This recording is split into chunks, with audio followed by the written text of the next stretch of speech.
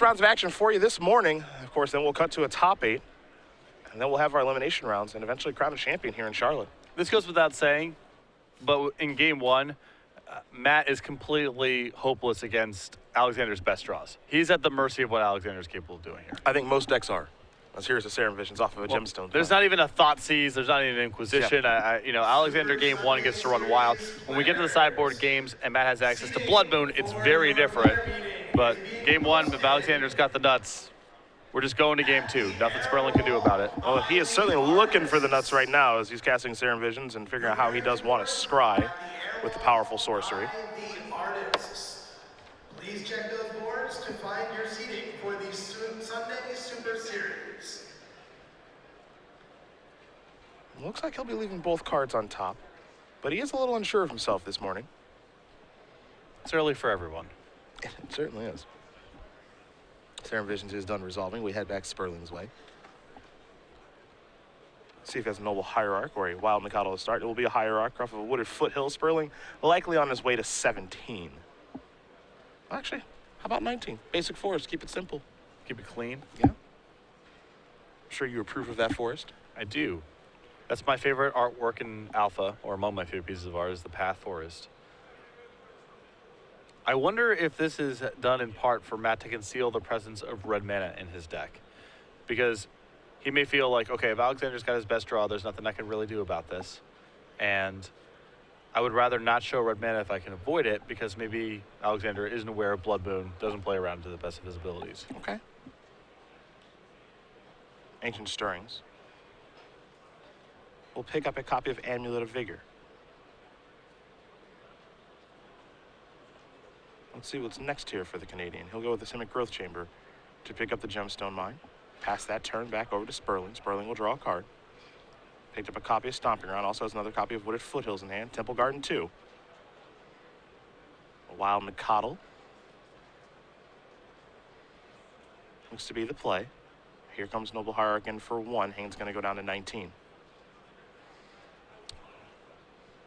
Okay. not terribly exciting stuff on Sperling's side, but as you mentioned, he's kind of at the mercy of what Hayne can do. Sperling's going to try to put a quick clock onto the table. Yep. That's really all he can do in this matchup. No real interaction outside of a Ghost Quarter. And that's not really going to excite anybody. It's good to see Wild Mikado back in the feature match area, though. It's been a long time. Your kind of card, not for me. Who can't get behind a 1-mana 3/3? Me. This is a card for everyone. I don't like it. It's not for, speak for yourself. It's not for me. We got a Summoner's Pack. It'll be for Azusa, Lost But Seeking. I think if you're Sperling, you're probably pretty happy about that. That's not a Primeval Titan. This implies a big turn's coming, though. I would agree with that. You know, if he was searching for Primeval Titan, I think that's even worse. Yeah, that's even worse, right?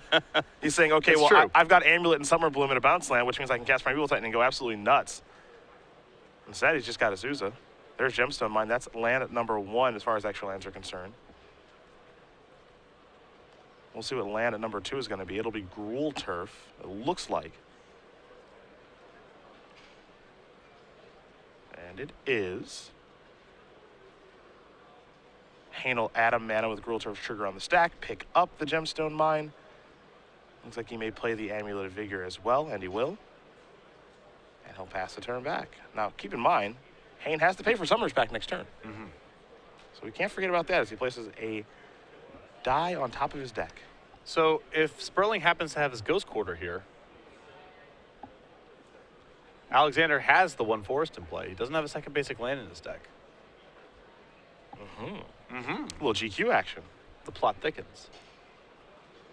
Sperling will search up a Sacred Foundry here, letting it be known that Combo deck. I do have red and white mana in my deck for my Wild Mikado. Plateau, Wild Nikadal, Sacred Foundry, Wild Nikadal, You know- Taiga, Curd Ape, Stomping Ground, Curd Ape. These are my favorite combos. You know what that is? Good deck building. Absolutely. That's how you build a deck Yep. right there. Come on, Matt. Snap him off. Have that Ghost Quarter. Come on, man. Here's an attack for 4. Patrick is rooting for Sperling, apparently. No, I'm rooting for Ghost Quarter to determine this game. Just making it known as here's a Temple Garden. Get started with some Stone Rains in the morning. It's never too early. It's never too early. No ghost quarter action here, at least just yet. Hayne will pay for the Summoners Pact off the Simic Growth Chamber and the Gruul Turf. We'll see Now, how crazy he can go. Matt's deck is not actually flush with removal. A lot of Zoo decks are very heavy on burn. I think he's just on bolts and paths. Yeah, 4 bolts, 4 paths. If you want to consider Kosali Pride Mage to be removal-ish, Yep. it is in particular matchups. But I mean, truth be told, taking a look at Sperling's deck list, this is the most honest deck I think I may have seen all weekend. There is no card in Magic more honest than Loxodon Smiter. Yeah, yes. There's a Gemstone Mine, 3 counters, of course. Modern Masters Draft 1. If you were enrolled When I heard that he was playing Zoo, I was expecting something more explosive. Yep. Modern Masters Draft 1. I guess we can deem this more of a collected company deck than anything. I suppose Zoo is probably a misnomer. Well, it's got Wild Nakatl. It's got some aggressive elements to it. Yeah. Gruul Turf going to come down. That'll untap because of Amulet of Vigor. Can't forget that Hayne gets a few land drops here because of Azusa. I agree. Matt's deck is not looking to kill on the 4th turn. He's not that kind of Zoo deck, but it's got some aggressive elements. Selesnya Sanctuary will untap. You'll get a trigger. Pick up a bounce land. That's land number 2, I believe. Either way, this is Primeval Titan number 1.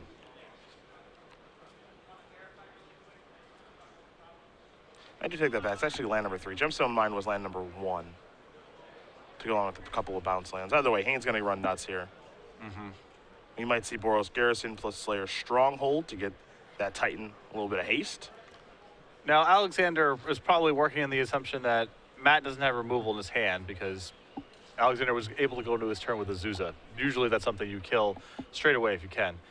With that said, I still think Alexander is going to give himself some padding here, some insurance, in the event that his Primeval Titan is hit with Path to Exile or a similar spell. And you're seeing that right now. He's getting Teleria West. This allows him to find a backup copy of whatever, or just go and get a Path to Negation right now. Looks like he's getting Summoner's Pact. He's backed out. Same concept. That was a little scary there for Sperling, actually.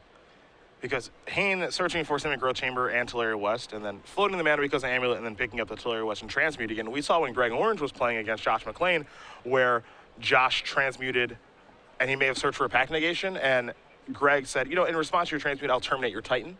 Where if Hayne had searched for Pact Negation here, he may have this game locked up to protect the Titan, but maybe he's just saying I'd like another one, because we're going to see Collected Company now, and I think if there's a Pact Negation on this particular card, maybe we have no game here.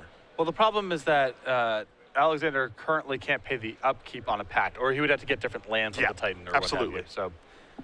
So, because he's under no pressure, this is probably good enough. The Knight of the Reliquary entered from Collected Company, but Sperling only found 1 card off of that. Couldn't even find 2. Knight, of course, pretty powerful in this matchup because he can't go searching for lands. The Ghost Quarter that we did mention is an option for Sperling, but Ghost Quarter probably a little late to this party. Well, there was a moment here earlier in this game where if Matt had just naturally drawn it, it would have been a game-winning play. Alexander didn't have a forest to search for. He's only got 1 in the main deck, and if Matt was able to tag one of the 2-mana lands, he would have won the game because Alexander would have been unable to pay for the pact. Unfortunately for Matt, now we're here, and we might be in point-of-no-return territory. It may take a couple of turns, and if Matt draws some copies of Path to Exile, it delays the inevitable, but he's going to be hard-pressed to win from the spot.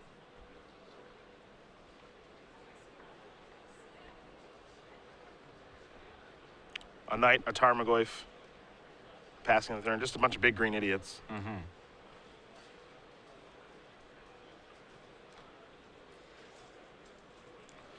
Except, unfortunately, the biggest green idiot is on the other side of the table. It is. It is. You're talking about Azusa, of course. Yeah, of course. I had a feeling, yeah.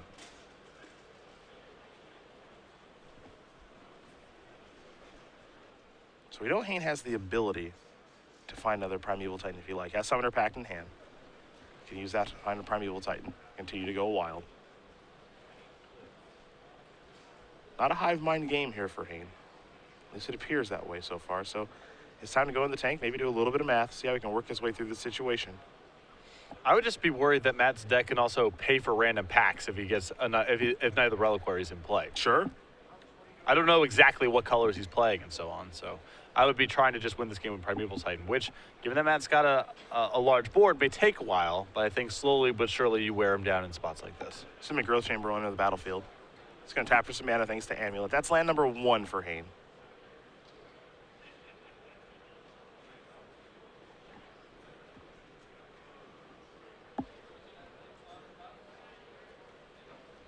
Surely developing a plan. More mana floating. Here's Teleria West with a green left over, transmuting. Time to go searching. Slaughter Pact. Is it time for maybe Hive Mind? And Sperling wants to make sure he knows exactly what's going on here, but Hayne played a Simic Growth Chamber and just returned it. Yep. Untapped it, added mana, returned it. So that was land number 1. They already had a Growth Chamber in play. See the green mana floating there for Hayne.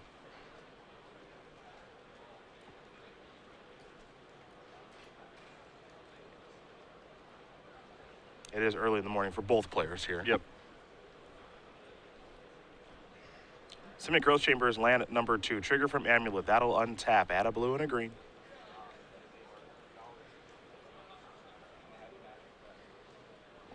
Now return the Growth Chamber. So that's land 2.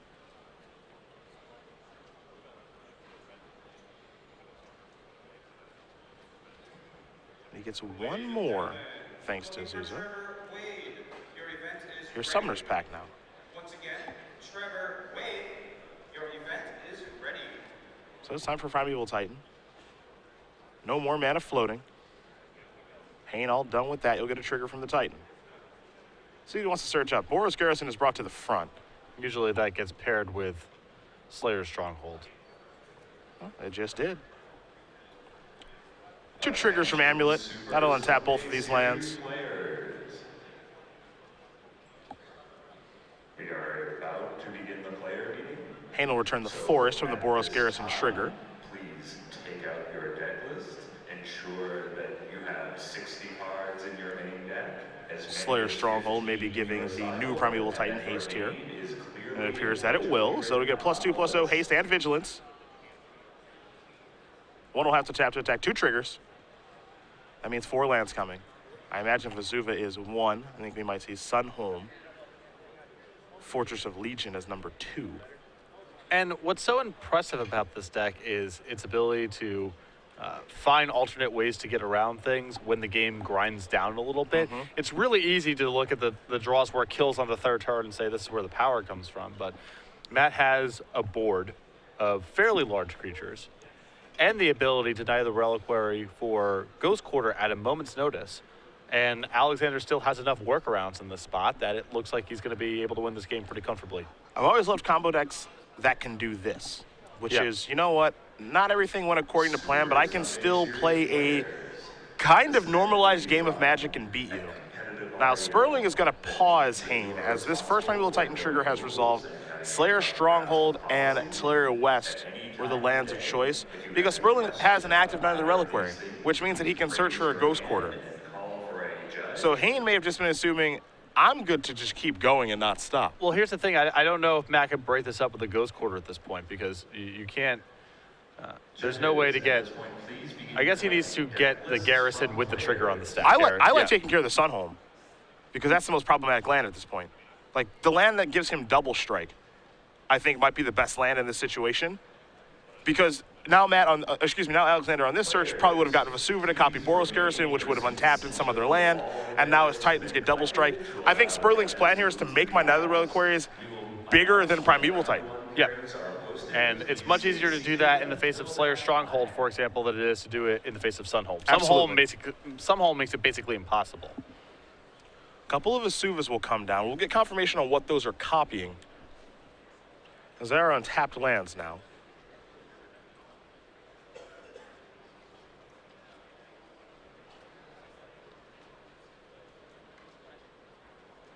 And Hayne has decided to copy a Slayer Stronghold and a Boros Garrison.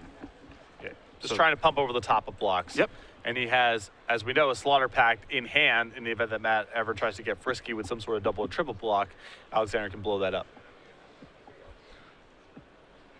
Though I am doing a black mana check for Hayne. Suppose he has a gemstone mine in hand. Yeah. So he can be okay on that.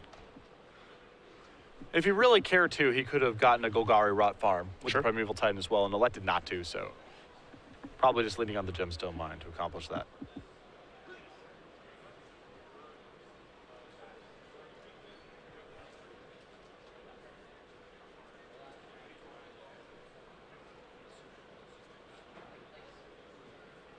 Sperling looking to do a little double block action. Tarmo going for 3-4 right now. Nikotl a 3-3, of course.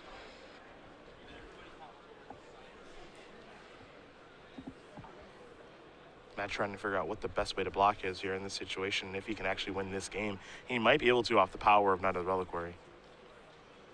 Well, it's tough because he's run out of value lands that do an appreciable amount of influence on Alexander's board. If he had more copies of Ghost Quarter in his deck, I think it's a different conversation. With just the one, I don't know if he can get out of this in the long term. Yeah. The big plan might be make my Knights into 8-8s or 10-10s or something. I think that's a strategy he might be on. I think the big play actually might be, hopefully the game goes at a slow enough pace and there's enough complexity that Alexander forgets a pack trigger. That might be the grand plan. I'm not saying that's the plan, Yep. but I think it's probably on Matt's radar as a way this game could conclude.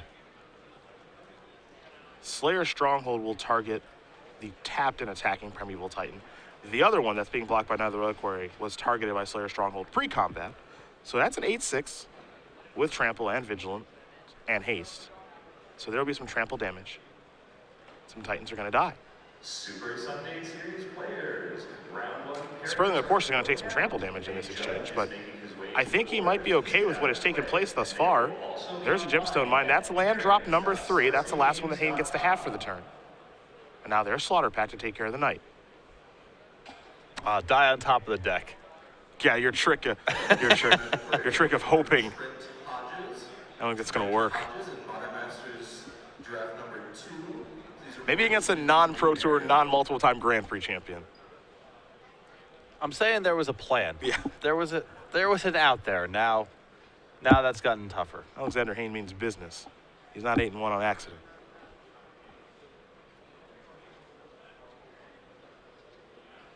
Sperling with Noble Hierarch coming across here for 2. But given just the size of Sperling's creatures, you feel like if he had even had something like a Bolt for the Azusa or a Solid Pride Mage for the Amulet, this could have been a very different game. I think so. He's done an admirable job of keeping his head above water in spite of all the Primeval Titans and the fact that Alexander's development has basically gone unchecked this game. Hayne gonna organize his lands here. The Vesuva that's with the Slayer Stronghold is a Slayer Stronghold. The same thing can be said for the Vesuva that's a Boros Garrison. Hayne right now does have to pay for Slaughter Pact in his upkeep. He'll use the Gemstone Mine to help facilitate that. Summoner's Pact as well. See, he had 2 packs to remember that turn. Didn't even phase him. It's too easy. Sperling making sure everything is in order, and it is. Now Hayne will draw. Something to keep in mind this game, that there's only 1 copy of Slaughter Pact in the deck. Yep. Sperling now, with the 2nd copy of Noble Hierarch, can pay for Pact Negation as well. So we're looking at just Primeval Titan to finish off this game. But I think Hayne might be okay with that. Yeah, I think that he can get this done, but he is running low on them. And at this point, Sperling just drawing a couple back-to-back copies of Path to Exile, something like that. He may be able to win this one. It could make things tough for Hayne, that's for sure, as Vesuva is going to come down. Gonna do a little copy action. Some floating of mana. These are lovely counters there to help the viewers at home, as Talaria West will be. Talaria West is going to transmute away to get a Summoner's Pact, and then a Primeval Titan will likely come into play. There's Pact. Here's Titan. We've seen this song and dance before. A little bit of mana floating here for Hayne to use. And we'll see if Sperling can overcome a 3rd Titan, as he is empty-handed. 2 lands on the way, of course.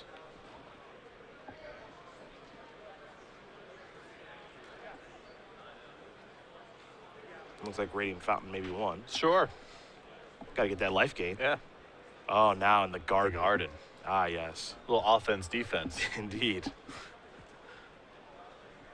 If you don't think you can kill someone with a plant token, you are sorely mistaken. If you are still missing an opponent, please raise your hand to help him find you. There's the Colony Garden and the Radiant Fountain. They'll untap because of Amulet of Vigor. Hayne will gain 2 life. He'll also get no 1 plant token. I suppose if Alexander runs out of the Primeval Titans, then there is still the garden being looped back up by Slayer's Stronghold. Mm-hmm. You're never out of ammo with the garden.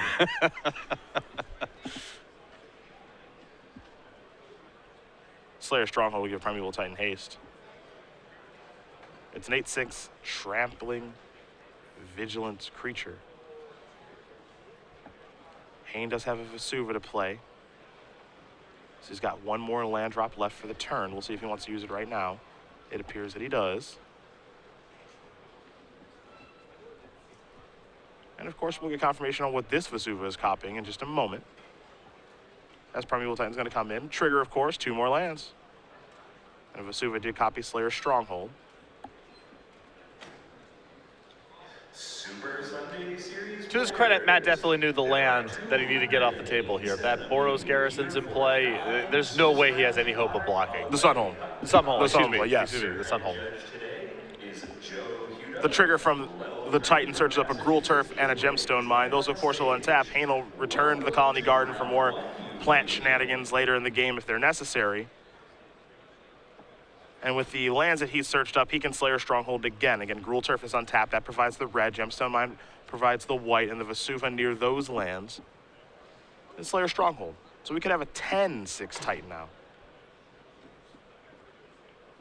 And we're going to. His Gemstone Mine will tick down to 2. Looks like Sperling's going to go down to 1. And that's it for Hayne's turn. Not bad. No, that's it. Sperling with another Reliquary. He'll pass the turn back as his good friend Tom Martell will watch behind him. Hoping Matt can pull this game out. Hayne, gonna untap here, does have a Summoner's Pact to pay for. But I think he can find enough mana. Not gonna run dry here. Yeah, you know, 4 is a lot, but I think he'll be all right. Yeah, that's 2, and that's 4. Yeah, Yep. we're good. Just enough. He'll take a draw. Looks like he may have picked up a copy of Hive Mind, but it doesn't appear that this game is about that. Players, looking for Miles Wilson. Miles Wilson in Modern number 5. Please report to the on-demand. Hayne looking to figure out how to deal that last point of damage. Now the Reliquary on Sperling's side is relatively large. There's the Garden.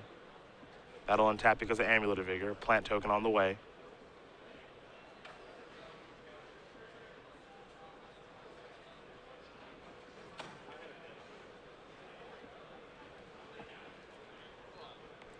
Golgari Rot Farm is land number 2. Garden up. Garden is land number 3. That'll untap, of course, because of Amulet.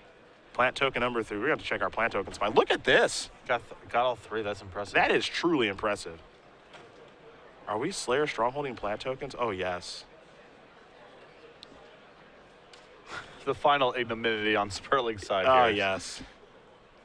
Again, done in by the plant Yep. tokens. Looks like they might all be getting a little power now. Because Hayne has multiple copies of Slayer Stronghold. I believe 3 of them. Though it might only be 2. Yeah, it looks like it might only be 2. It looks like Azusa's going to come in. This is ridiculous. Yeah, Sperling's at 1. Yep. And his attacks are good. I need to get those last points of damage across. Yep, and that's going to get the job done. Alexander Hayne with the assist from some plant tokens is going to win game number 1 here over Matt Sperling. Amulet Bloom is up a game this morning over Naya Company. As we turn our attention to the sideboards and we look at Sperling's to start since he'll be on the play. And I know he's going to be reaching for those 3 Blood Moons pretty quick. There's also 3 Core Firewalkers, 3 Thalia, Guardian of Thraben, 2 Grim Lavamancers, 3 Stony Silence, and, oh yeah, baby, a Bonfire of the Damned. Well, we know for sure the Blood Moons are coming in. I think there is a possibility that Thalia comes in. It can be a little disruptive if he's on the play and has it on turn 2, but the 3 Blood Moons coming in for sure. What do we see on Hayne's side? 3 Leyline of Sanctity, a Hornet Queen, 2 copies of Pyroclasm, 2 copies of Seal Primordium, a Nature's Claim, a Ghost Quarter, 3 copies of Thragtusk, a Forest, and a Cavern of Souls. I think that Alexander in this matchup wants to get away from the Hive Mind package because Matt has shown the ability to pay for packs. He has a lot of mana, and he's pretty diverse in terms of his color. So I think you want to get away from that and bring in the cards like Thragtusk, Hornet Queen, and the Pyroclasms. Pretty standard cards to bring in against creature decks, and cards that Matt is going to struggle to beat. Alexander can accelerate into Thragtusk and Hornet Queen, especially the Hornet Queen, and those cards are going to be good enough to beat Matt in a good percentage of games. We are looking for your questions at home about Modern, about Magic in general, as we took many, many yesterday, so we want to thank you guys for interacting on Twitter. You can do the same all day today at SCG Live, hashtag GPCharlotte. Of course, you can send them directly to me at Cedric A. Phillips or Patrick at Basic Mountain. Want to hear from our viewers at home that made it day 1 yesterday. One of our best day 1s ever here on SCG Live. We're looking to make day 2 a fantastic one, too, as we watch Sperling and Hayne get ready for game number 2. I think Sperling's just a huge dog at game 1. Yeah, he did tell me yesterday that he did win this matchup, but he said it to me in the tone of voice that implied that he understood it was a pretty big upset. Now, he's got game here in the post-board games, and Alexander was probably anticipating Blood Moons. The 2 copies of Seal Primordium will probably come in to preempt that. Sure. But there are going to be some draws where Matt just has, turn 3, even turn 2 Blood Moon assisted by Noble Hierarch, and Alexander can't really play. And that's not a dimension Matt has game 1. You saw Matt had a pretty solid draw game 1. It was on the slower side, definitely, but it was a fine draw. And eventually, Alexander was able to overpower it. And Matt can't do a lot to speed up his deck. He is on the slower side as far as Zoo decks go. And so his plan for the matchup is to try to cheat it with Blood Moon, essentially. Renee Shep wondering why nobody is playing Avenger of Zendikar and Amulet Bloom to Pact for. I think the reason for that is a lot of the time when you are accelerating into a big spell with your Summer Bloom, Amulet of Vigor, Summoner's Pact draws that involve a bounce land, you're actually not doing it with a lot of lands on the battlefield. Right. I think that's the main reason. It seems like if you were in the market for that sort of thing, you would just play a Hornet Queen in the main deck. Yeah. I know it's a little less powerful in terms of how much attack you're potentially putting into play, but it also shores up the air, which is a place where sometimes Amulet can get punked out of games. Dino wondering our thoughts on the future of Affinity in Modern. Don't think the deck is going anywhere. The positioning of it is a little tough right now. Jund being a major player, Kolaghan's Command, of course, coming out, and if players actually have hate cards like we saw in Namsang Wook with Shatterstorm on the board, it's going to be tough. My opinion on the metagame right now is there's 3 really good decks. Grixis Twin, Jund, and Amulet. Those, to me, right now are the class of Modern. And then below that, there's a bunch of totally fine choices. Not something that I would necessarily play in a tournament right now, but if you were practice and had a good list, you could definitely do well, even win a tournament. And I put Affinity in that second camp of decks. Jeremy Bashan wondering what it would take to make a competitive green-red aggro or Domri Rod deck. I think this Naya Company deck that Sperling is playing kind of falls into the green-red aggro camp. I know there are some white cards in here, of course, but I think straight green-red aggro is pretty unlikely, and Domri Rod is just a little underpowered for Modern. It's just a little slow. Yeah. Just a little bit slow. If you had a red-green beatdown deck with Domris in the sideboard for certain slower matchups, I can get behind that for sure, but I wouldn't want to play it in the main deck. There are some matchups where it will do flat nothing. But there's some matchups where it's pretty powerful. Absolutely. In your Jund type of matchups where the fight power and the plus power are solid, but I would not want to play it in the main deck. Sperling going to be on the play here. He'll take a long look at his opening hand. He comes out of the tank. He's going to keep. Green light means go.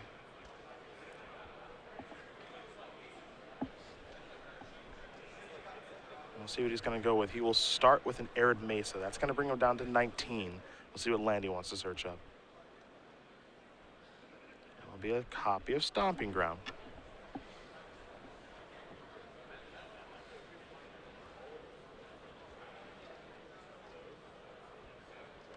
There's Wadnakotl. Yes.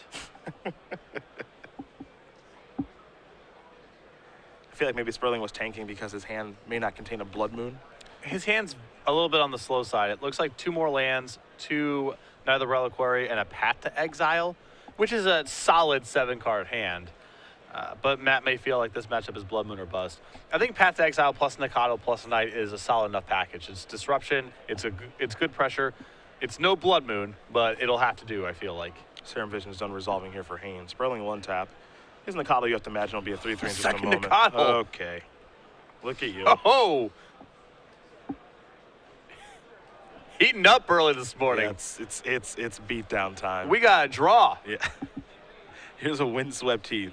Sperling on his way down to 16. Basic planes, always a potent strategy. This allows him both to play around his own Blood Moon, should he happen to draw it, and have the Path to Exile in his hand ready to go without it being awkward. Because otherwise he would have to fetch for an untapped dual land, signaling to Alexander that he had some pretty specific cards. Indeed. Nikado in for 3, Hayne down to 17.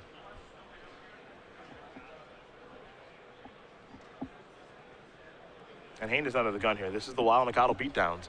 Hayne's got to get moving here. Gemstone Mine is land at number 2. It's time for Summer Bloom number 1. 3 additional land drops on the way. Number 1 is a Simic Growth Chamber. Trigger, that'll return the mine. Number 2 is a Gemstone Mine. What's number 3 going to be? Well, we'll find out what that is in a minute. Here's Serum Visions.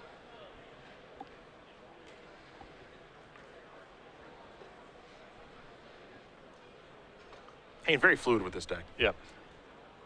I mean, I like Alexander Hayne a lot. Got to hang out with him a little bit Grand Prix Sydney last year. Smart dude, funny dude. But never has good versus evil been so easy to articulate in terms of decks than what we have in front of us right now. We have a very honest Zoo deck. Wild Nikado with a basic plains accompanying it Okay. versus Gemstone Nines, blue cantrips, 2-mana lands, and Summer Bloom. There's Knight of the Reliquary. Sperling giving the beatdowns here. Yep. Knight's a 4-4, Nikados are 3-3s. And this is the type, if Alexander's draw here is just land Primeval Titan, Matt can win this game with the Path to Exile that's in his hand. His clock might just be a little bit too fast. Hayne has a copy of Summoner's Pact, which means he likely has a Primeval Titan on the way, and he does. He'll cast that. And the fact that this is going through a Summoner's Pack is even better news for Matt. It is. Because it means that, you know, it's not going to be easy for Alexander to redeploy something significant next turn. Matt with that Path to Exile in hand, he's ready.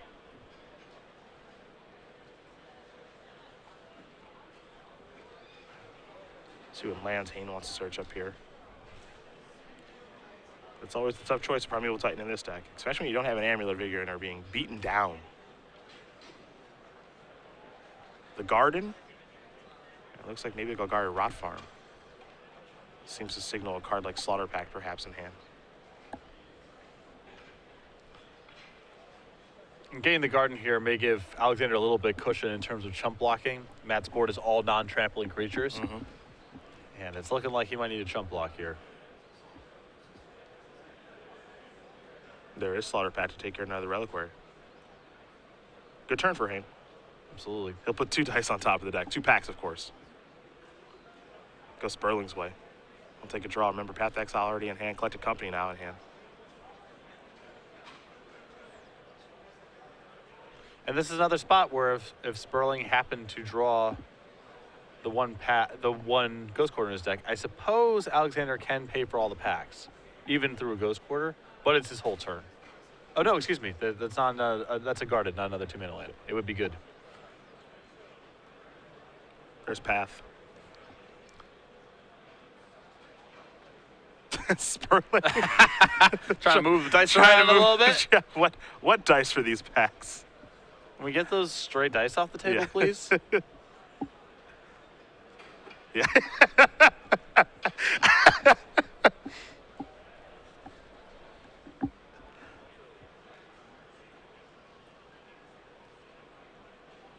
There we go. Here come the Nikados. Sperling always a jokester as he puts Hayne down to 8. Does he have a follow-up to play? Yes, sir. Another Knight of the Reliquary, keeping it simple, providing lethal next turn. And Hayne has to pay for 2 backs here. Yeah, 7 mana coming. Yeah. Gonna be hard for him to work his way through this one.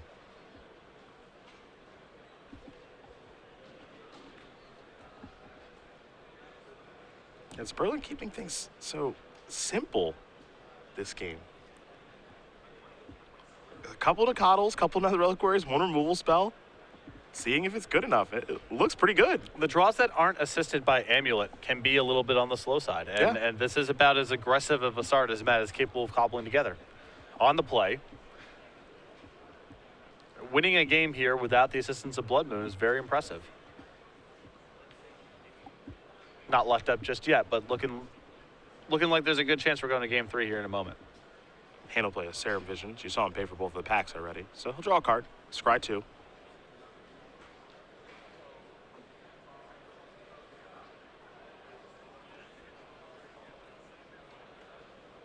Both of those are going to go to the bottom.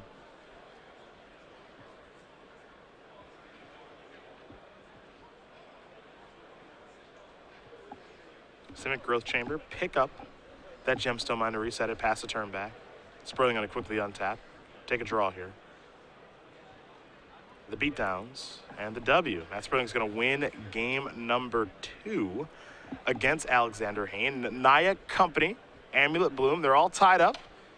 See if Sperling goes back to the drawing board. Maybe Hayne will as well. Underneath 14 minutes here for these players. Game 1 did take a little while. Yep, it was a slower affair. It took Alexander a while to grind through Matt's board. That was a fast one. Yes.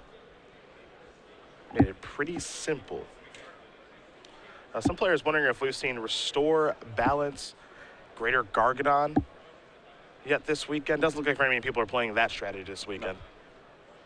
It's a bit of a fringe strategy in Modern. It's a sweet deck. That deck's best draws are really, really good. Yeah. It's just a kind of a high variance strategy. John. Oh, John, I'm going to use your Twitter handle because I don't want to destroy your last name. At Only Azorius, question for us: which card artwork is our favorite? Do you have a favorite artwork in Magic? I have a couple favorites. The Path Forest from Alpha, high on my list. Okay. The one that Sperling's playing with. I really like the artwork to Elvish Archers when I was a kid. I really like the artwork for the Abyss. The Abyss, huh? Yeah. Okay. And it just stands out as being very different. Sure. I think the presentation is really cool. There's probably a couple others if I thought about it, but those 3 jump to mind immediately. 3 for me. Pristine Angel, number 1. Okay. Always a big fan of that artwork. Restoration Angel. Okay. Was always a big fan of the original Restoration Angel artwork, not the promo. Mm-hmm. And then Time Stop. Okay. I like all 3 of those. I actually kind of want to get a hold of at least one of those pieces. I really like the artwork to Gaia's Cradle. That's one that's high on my list, too. Okay. A lot of green cards here. Yeah, look at you. Surprised Pouncing Jaguar is not on the list. Not a big fan of the artwork on Pouncing Jaguar. I like the artwork to, if we're going to talk about green echo creatures, I like the artwork to Cradle Guard a lot more than the artwork to Pouncing Jaguar. All right. I really like trees that are going beatdowns. Magic has a good roster of those. Ironwood Treefolk, I believe. Also a hilarious piece of art, tree going beatdowns. A little obstinate looking. Patrick Chapin with a little tweet. He's 9-1 now, defeating Jund this time and burned the last round of yesterday. So the Grixis Mage in a Grixis tournament. Yep. He's doing it. Going to be a tough out this time around. Enrique wondering if there are any Blue-Black Fairies players out there. Does not appear to be the case. Well, it's a deck that I'm sure people are playing it. I would be shocked if there were 0 copies in day 2 of a tournament of this size. To me, it's one of the legitimate fringe decks of the format, but we have not had it on camera yet. Luis Scott Vargas tweeting, getting torn apart by Wild Nicados is not the way I wanted to start the day. Sounds like perhaps Luis started his day off with a loss. Yep. Moving down to 7-3, unfortunately, for LSV. Listen, when you lose the Wild Nicodle deck, you can only be upset with yourself. It's not like they didn't let you do your thing. Yeah, you have to play your spells. You got to play your spells, man. Unless you got Blood Mooned, I guess. Well, that's what Sperling's trying to do this game. Yeah. Not looking to fight fair. No. Noble Hierarch into Blood Moon. See ya. Although, you know, he did beat a reasonable draw from Alexander when Matt was on the play without Blood Moon. I agree. Wild Nakatl, very important in this matchup for Matt. Yes. Got to get some pressure going. Least favorite artwork we would have to think about. That's a tough question. That one was asked by Mino. Yeah, that's some. I hate putting the artist on blast because everyone who's ever done a piece of Magic artwork is a phenomenal talent. Yes. So I feel pretty bad about talking about which ones I dislike the most. Because for least favorite artwork, it would associate with a card that I just dislike. It has nothing to do with the artwork. It's like I've lost this card a million times, so I dislike it. As a result, every time I see it, it makes me angry. It has nothing to do with the artwork. As a commentator, my least favorite pieces of art are the dual lands that look too similar to other dual lands that appear in the same block.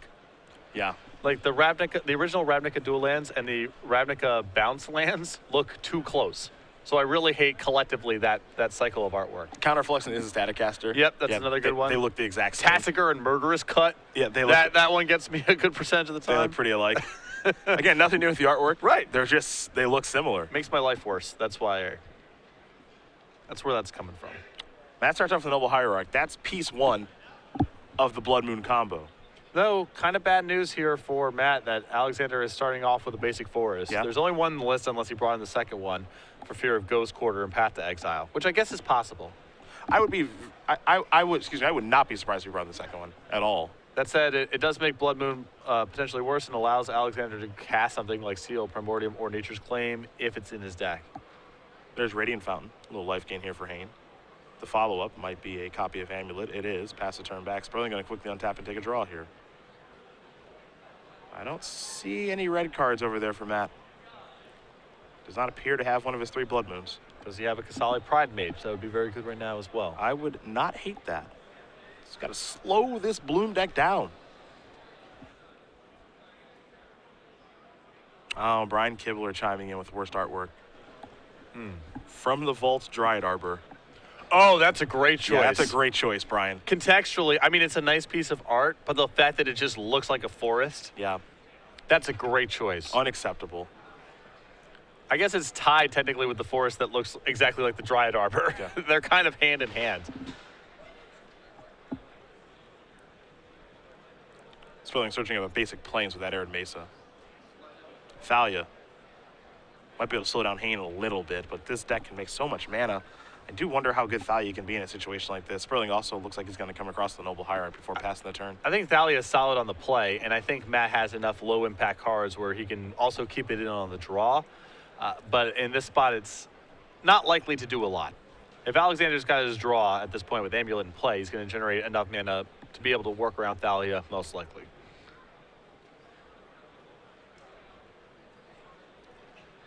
Joel Larson watching the broadcast. Hey, buddy. I think he said his tweet says best art that is. I don't know if he's talking about himself. Yeah. It's very unclear. Joel is very good looking, so. Absolutely.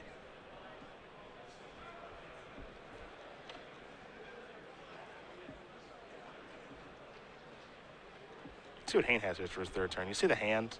See that's the counting hand. Yeah.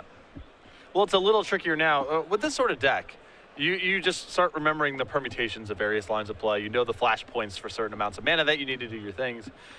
Now with Thalia in play, all the math that you've kind of shorthanded in your own head, if part of this chain involves casting spells, casting packs, casting summer blooms, now all the pattern recognition that you've developed is thrown out the window, and you kind of have to sit down for a second and actually do the math. Yeah, it's kind of like this muscle memory that you have of Right. this costs this to do this to do this, and it's like, okay, I have to add 1 to all of these things.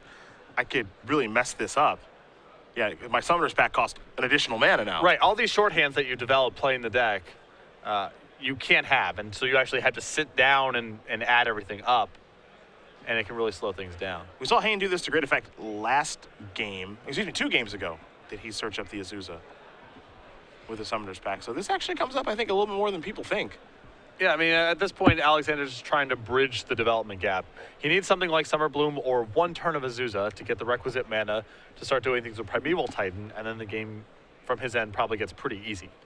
Simic Growth Chamber is land number 1. Azusa does not cost any extra when Thalia is in play. So here is land number 2, Nintendo Ice Bridge. Land number 3 in Radiant Fountain. You'll get a trigger and a counter on the Ice Bridge. Hayne will put a die on top of the deck. Get ready to pay the pack for next turn. Yeah. So just an acceleration turn there for Hayne. Blood Moon is game over. It is. But that's not the draw there for Sperling. It's just a copy of Wooded Foothills. And you can see the liability that card poses. I mean, Alexander's had a solid draw here. Matt's draw is a little on the slow side, but Blood Moon just ices him here.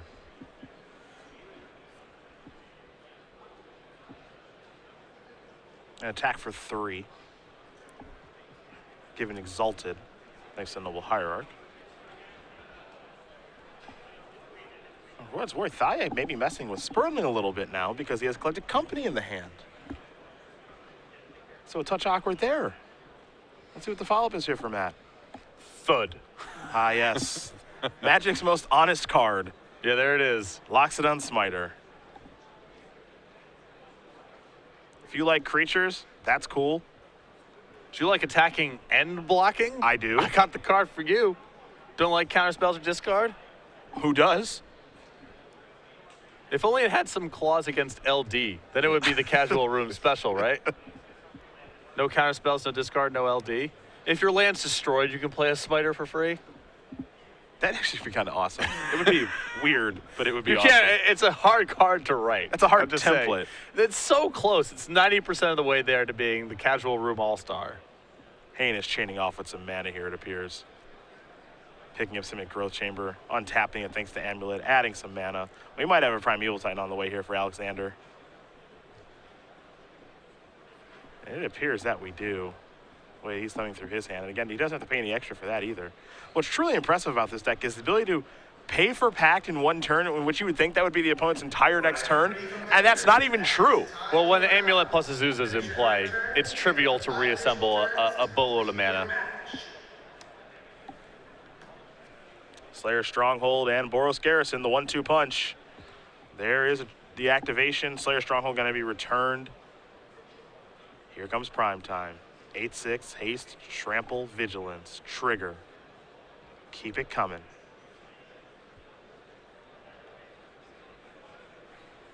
Yeah, I think the situation with Sperling with Athalia is he just had enough bad cards to board out. Yep. That he should, I'm going to bring it in. I don't expect it to do very much. I'm not going to keep it hand based off of this card, but if it shows up, it does have the potential to actually do something. Right.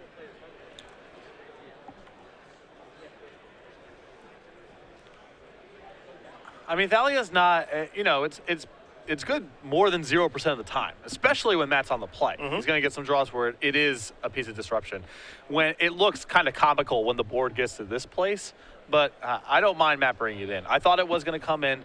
If it didn't come in, I thought it was more of a concession to Matt just wanting to be able to cast Blood Moon for sure if he drew it, rather than Thalia not being good enough to bring in. Primetime hits for a bunch, gets a bunch of lands out of the deck. Hayne's going to transmute his Tolaria West that he picked up from the second Primeval Titan trigger of the turn. He'll go transmuting. We'll see what pact he wants to get. I can't imagine he'll be searching for a land. So Summoners, Slaughter, or Negation are the options here for Hayne. Looks like he's going to go with Slaughter.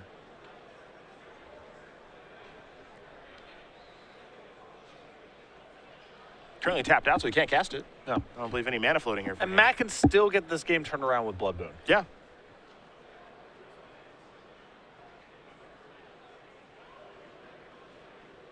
It's got to be right now, though. I don't think that was it. Kasai Pride Mage's the draw. A little late to the party. Yeah, earlier that would have been a big help because Alexander's gone wild with this amulet, but at this point, Matt's got to beat the creatures, not necessarily the artifact.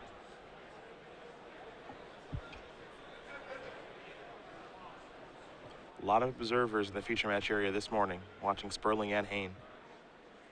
Two great players duking it out 8-1 here. In this matchup, I do wonder maybe it's tough to say maybe on the draw if you're just supposed to try to mulligan for Blood Moon. That's hard to say.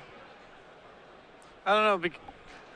Maybe Matt's hand still felt good enough to me to keep, but it's much the same story as we saw kind of in game one, where he had no disruption, no path to exile, and he's kind of just getting run over.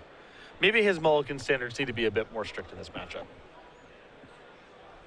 Sperling working on his turn. Patrick Dickman, he has no more turns to work on. He won his first match of the day against Affinity, putting him to 9-1. So thank you for the tweet, Patrick, as Teamer Twin is rolling along here this weekend. Not surprising. Not at all. I got to Not run from into him last night in Charlotte Yeah. while I was out doing my thing and he was out doing his thing. Complimented on him on his level of play. He was very impressive on camera. Always is.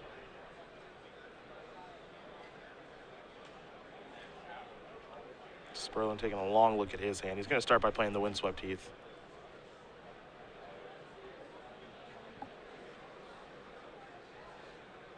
Does have Collected Company in hand at this point. Pride Mage 2. Again, Collected Company is going to cost 5 in this situation thanks to the Thalia being in play. Looks like Matt might be going the Kasali Pride Mage route.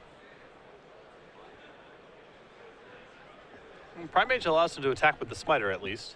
Got 2 Exalted triggers.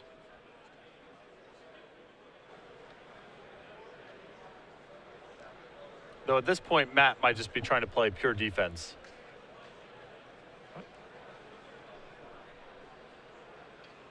All right, so this should be turn number 1 of extra turns, and it is.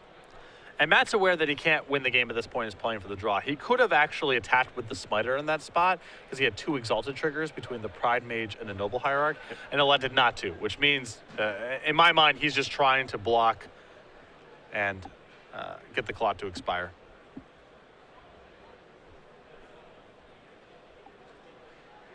There's Slayer Stronghold. Land number 2 is Radiant Fountain, trigger up to 22. Gonna be tough for Sperling to win when Hayne gets 3 turns. Yep. Because at this point, assuming the Primeval Titan is uncontested, Alexander has a lot of workarounds to make sure that he gets another Primeval Titan, even if Matt is able to trade in combat, which is not going to be easy to do. Well, prime time might be over. Might be time for some busy bees here. Yeah, it is. And Alexander's still sitting on that Slaughter Pack too, which makes double blocking basically impossible. Hornet Queen's gonna bring a trigger along with it. 4 insects will be joining the party in just a moment.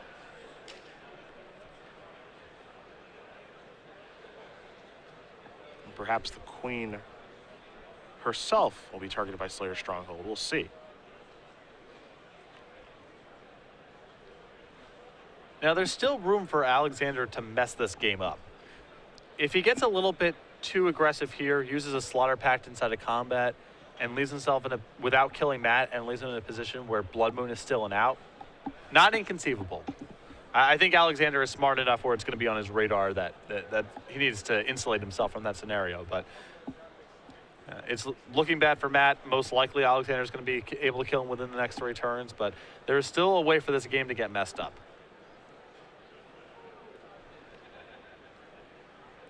Primeval Titan's trigger is going to bring a Golgari Rot Farm and something else along with it. We will see what it's going to be here momentarily.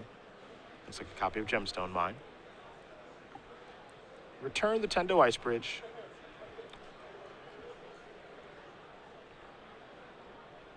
Got to reset that thing. Get it a counter.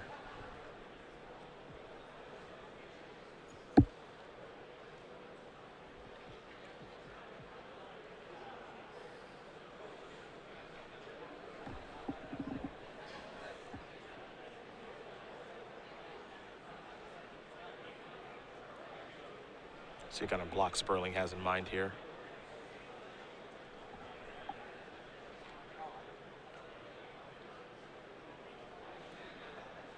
Well, if Alexander's attacking here for 10, I think he has to block the Primeval Titan. There's 10 coming across the table right now.